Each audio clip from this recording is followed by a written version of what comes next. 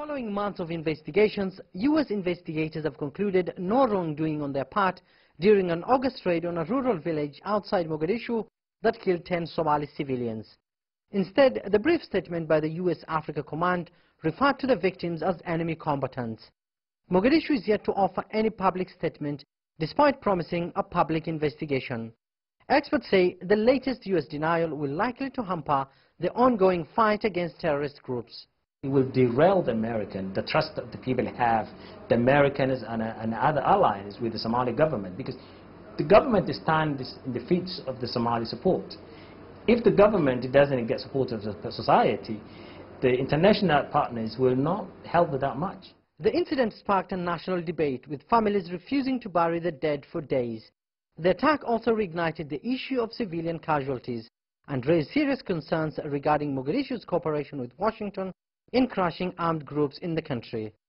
According to aid groups, close to 10,000 Somalis have fled the latest U.S. strikes. Washington has so far conducted 30 aerial strikes this year against militant targets in south-central Somalia and the Puntland region.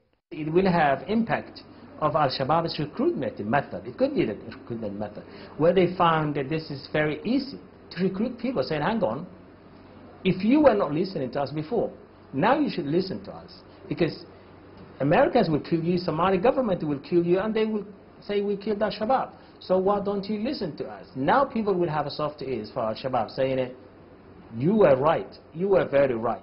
Top U.S. officials claim that these aerial attacks are carried out in support of federal government. But the latest attacks are seen just months after U.S. President granted the U.S. military broader authority to carry out strikes in Somalia against Al-Shabaab and pro-ISIL militants in the north of the country.